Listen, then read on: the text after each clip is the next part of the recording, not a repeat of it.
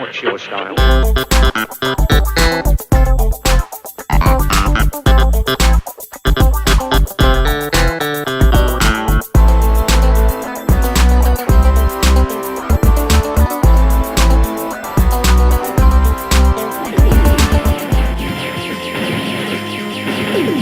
The story of Gradius begins with Scramble, a side-scrolling shooter released in 1981. This would become the blueprint for what was to come, Gradius.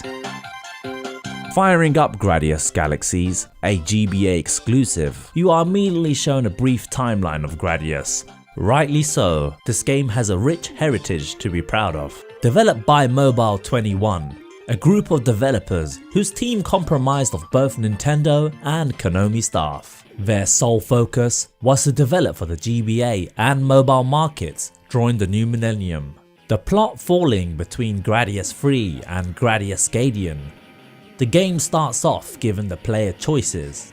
Select between 4 weapon configurations: balance type, the traditional wide area type, salamander, the power based, and finally air to ground type.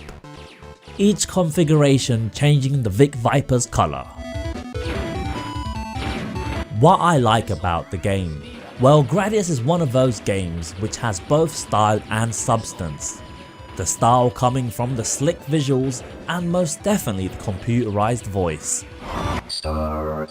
Not only does the computerized voice make Gradius feel more futuristic, the voice also indicates when you collected a power up and the weak point of an oncoming boss battle.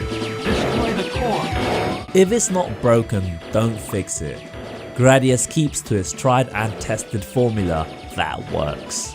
One of Gradius's key features is its power-ups. These orbs would appear after destroying these reddish looking enemy ships, or if you shoot down a chain of enemies. And despite how many enemies on screen, the game doesn't slow down. You could allocate the orbs to speed up, missile, double or laser. Each power up upgradable. Lovely jubbly. We also have option, activating an assistant type flying thingy, following you around and firing at enemies. And finally the question mark.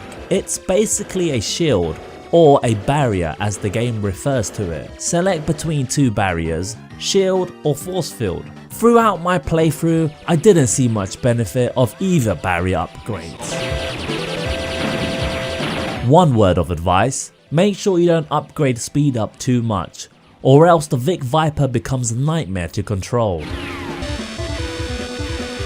I feel that shoot 'em ups sort out the men from the boys, requiring extreme coordination and precision. A true game that would test your player's skills. One hit from an enemy bullet and it's game over.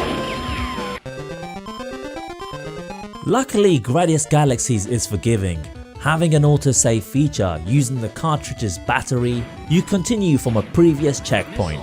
Checkpoints are fairly scattered across the levels. We also have infinite continues. Gradius Galaxy is in fact the first Gradius game I've completed, so it's definitely welcoming to newbies to the franchise.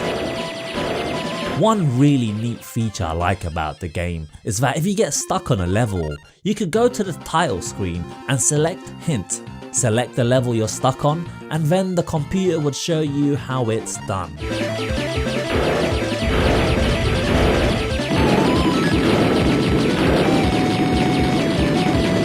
What I didn't like about the game? Well, not much. The sound effects are arcadey. Sadly, the musical scores for the game weren't too memorable. The bosses throughout the game are challenging. In total there are 11 bosses, but one thing that didn't fit was the final boss. Looking like the decapitated brains of Margaret Thatcher, I destroyed the end boss in my first attempt.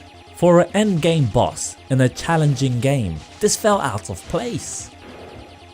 The game didn't take me too long to complete, maybe 2 hours, only cause I kept on dying. But there is certainly replay value, should you wish to crank up the difficulty. To sum up, the game looks and plays remarkable. It has tight controls and the upgradable weapon mechanics is intuitive. I would highly recommend this game for the GBA. It's a solid shooter, and if you ever come across it in the wild, make sure you pick it up. I have a feeling you'll like it.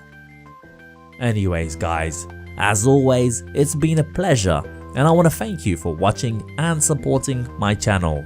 Peace out.